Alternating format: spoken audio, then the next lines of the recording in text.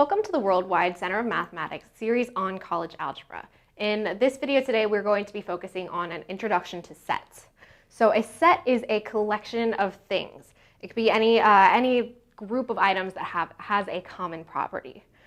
For example, it could be a set of the kinds of animals that live in the savannah, or a set of the cars on Earth. And in mathematics, we talk about two different kinds of overarching sets. They can be finite sets. So an example of a finite set would be the positive integers less than 10. Positive integers less than 10. And so this set would be written like this. So we've got 1, 2, 3, and we can use an ellipses here, all the way to 9. So this is our set of positive integers fewer than 10. And there are also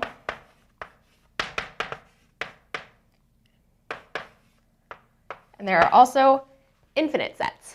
And so an example of an infinite set would be the set of natural numbers.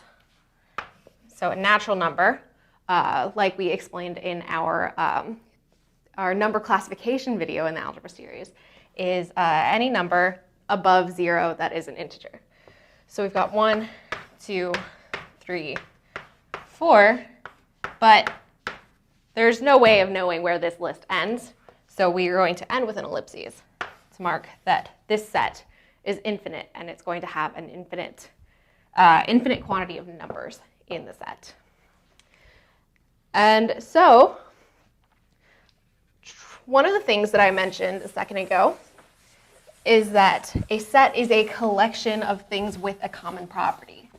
Now this isn't 100% truthful of a statement.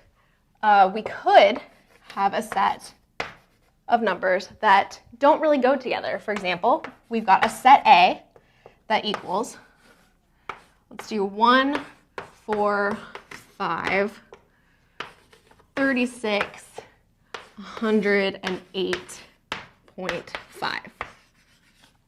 So this set of 1, 2, 3, 4, 5 numbers, this set A of 5 numbers, these numbers don't really go together.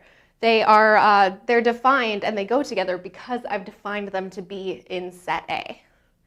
That's why these are a set, even though the numbers don't have anything to do with each other.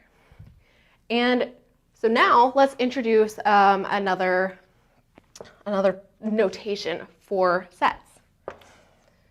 So we've got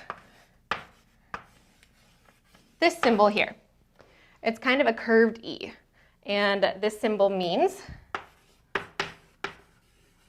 element. And so we use this symbol when we're describing one of the terms in a set. So for example, we've got number 5 is in the set A. So we've got 5 is an element within set A. The number 5 is an element of A. And we can also use the opposite of this symbol to show when an item is not in a certain set. So 10 is missing from our set, for example. So 10, we just strike through our curved E here. So 10 is not an element of set A. And so we've got a couple of basic rules for sets here, and